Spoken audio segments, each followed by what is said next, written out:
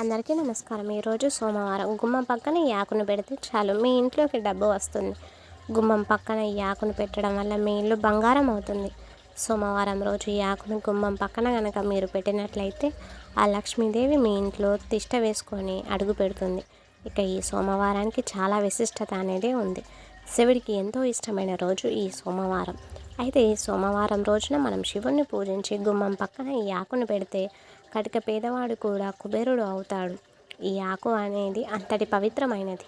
సకల దేవతలను ఆకర్షిస్తుంది, కష్టాలను దూరం చేస్తుంది. గుమ్మం చాలా పవిత్రమైనది. ఇంటిలోనికి చెడును మంచిని తీసుకునేది ఆపేది అనేది కూడా ఆ గుమ్మమే ఆకర్షిస్తుంది. మన హిందూ సాంప్రదాయంలో గుమ్మానికి పూజ చేయడం ఒక ఆనవాయితీగా ఒక కుటుంబ క్షేమంగా ఉండడానికి చేయవలసిన పూజల్లో ముఖ్యమైనవి. అయితే అందులో ఒకటి ఇలవేల్పును కొలుచుకోవడం, మరొకటి రెండవది ఇంటి గడపను పూజ చేయడం. ఇంటి గడపను సింహద్వారం అనే గడపను పసుపు కుంకుమ పువ్వులు పెట్టడం ద్వారా చాలామందికి తెలిసినదే.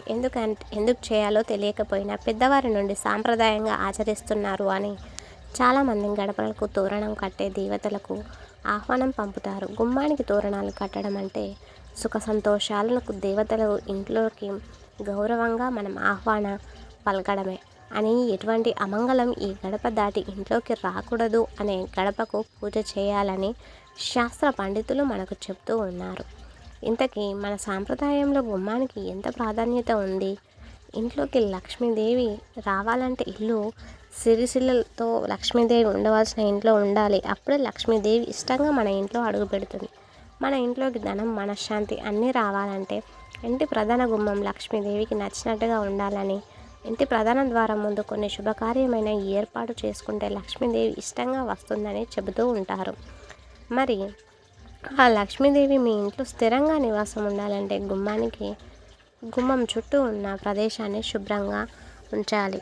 అలాగే కటిక పేదరికంతో అనుభవిస్తున్న వారు కూడా ఈ నియమాలను ఏ ఆకులు పెట్టాలో ఇప్పుడు వీడియోలో వివరంగా తెలుసుకుందాం. అందుకన్నా ముందు ఈ వీడియో లైక్ చేసి మన ఛానల్ని సబ్స్క్రైబ్ చేసుకోండి.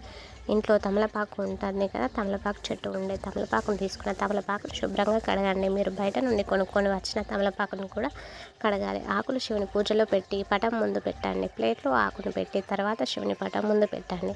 ఇప్పుడు ఆకుపై రాళ్ళుప్పు వేయండి. రాళ్ళుప్పు చాలా పవిత్రమైనది, చాలా శక్తివంతమైనది. నెగిటివ్ ఎనర్జీని ఉప్పు అనేది లాగేసుకుంటుంది. ఉప్పును తమలపాకు పైన వేసి తర్వాత ఉప్పు మీద కుంకుమ 5 మిరియాలు ఉప్పు పైన వేయండి. ఇప్పుడు ఆ ప్లేట్లోనే మీ చేతిలో పట్టుకొని మీ సంకల్పాన్ని ఒకసారి చెప్పుకోండి. ఆ తర్వాత ఆ ప్లేట్ని పట్టుకొని ఇల్లంతా కూడా తిరగండి. వాష్రూమ్ తప్ప అన్ని గదుల్లో తిరగండి. ఆ తర్వాత ఆ ప్లేట్ని ఇంటి గుమ్మం దగ్గర ఏదో ఒక వైపు పెట్టాలి. ఇంటి బయట వైపు పెడితే ఆ ప్లేట్కి ఎవరి కాళ్ళు తగలకుండా చూసుకోవాలి. ఇంటి లోపల పెట్టుకోవడం చాలా మంచిది. ఈ ఆకును గుమ్మం పక్కన పెడితే చాలా మంచి జరుగుతుంది. ఈ ఆకు సకల దేవతల అనుగ్రహాన్ని మీకు కలిగేలా చేస్తుంది. తమలపాకు డబ్బుని ఆకర్షిస్తుంది. తమలపాకు పై వేసిన ఉప్పు మిరియాలు ఇంట్లో ఉన్నటువంటి నెగిటివ్ ఎనర్జీని లాగేసుకుంటాయి.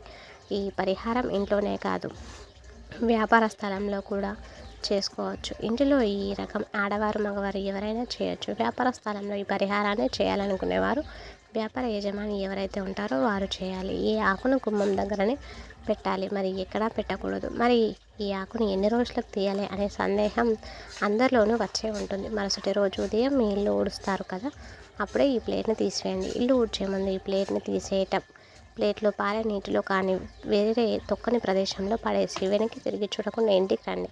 ఇంటికి వచ్చి కాళ్ళు చేతులు కడుక్కొని ఆ ప్లేట్ కూడా కడుక్కోవాలి. ఇది చాలామందికి మంచి పరిహారం. మీకున్న దరిద్రాన్ని తొలగించుకోవడానికి ఇది చక్కని పరిహారం. ఈ పరిహారం ఎవరు చేసినా రహస్యంగా చేయాలి, నమ్మకంతో చేయండి. అంతా మంచిగా జరుగుతుంది. ఈ వీడియో నచ్చితే ప్లీజ్ లైక్ చేసి మీ ఫ్రెండ్స్కి షేర్ చేయండి. Thanks for watching.